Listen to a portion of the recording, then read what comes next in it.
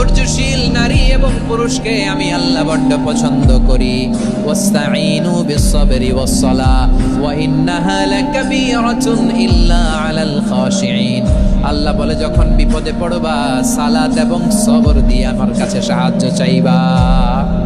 বিপদ আসলেই রাহমাতাল লিল আলামিন চায় নামাজে দাঁড়ায় যেতেন। আমরা বিপদ আসলে কি করি? হায় হুতাশ, ফেসবুকে স্ট্যাটাস দেই, ঠিক কিনা? ফেসবুকে শেয়ার দেই।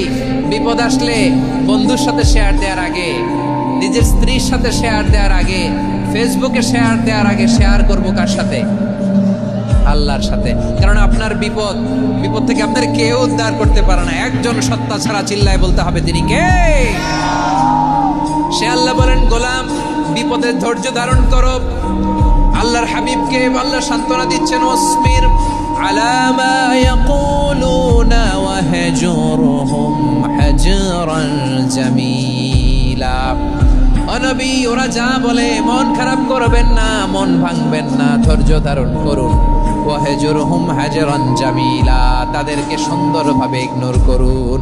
আমার নবীকে গালি দিত কবি বলে, গণক বলে, পাগল বলে, জাদুকর বলে, লেস কাটা বলে। আমার নবী নাকি লেস কাটা, নাউজুবিল্লাহ পড়বেন না। আমার নবী নাকি নির্বংশ, ওনার বংশ নাকি দুনিয়াতে টিকবে না।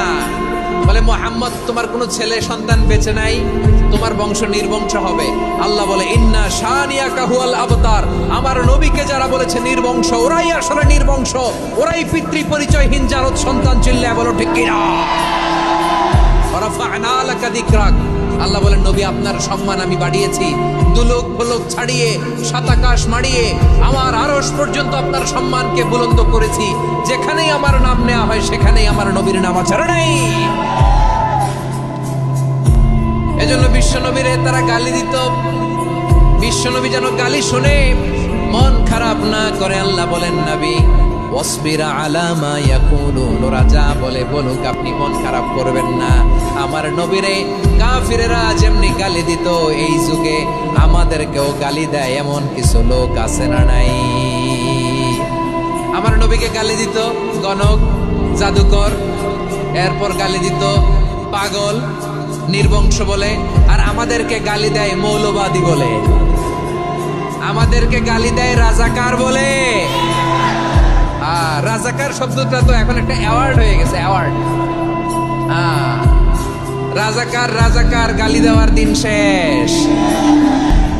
কি দিন আসলো? সুবহানাল্লাহ কইবেন না? আল্লাহ তো আমাদেরকে দেখাইছে। রাজাকার শব্দটা এখন একটা অ্যাওয়ার্ড হয়ে গেছে। সুবহানাল্লাহ, সুবহানাল্লাহ। পরিস্থিতি পাল্টে দিতে আল্লাহর সময় লাগে না। চিল্লায় বলেন ঠিক কিনা?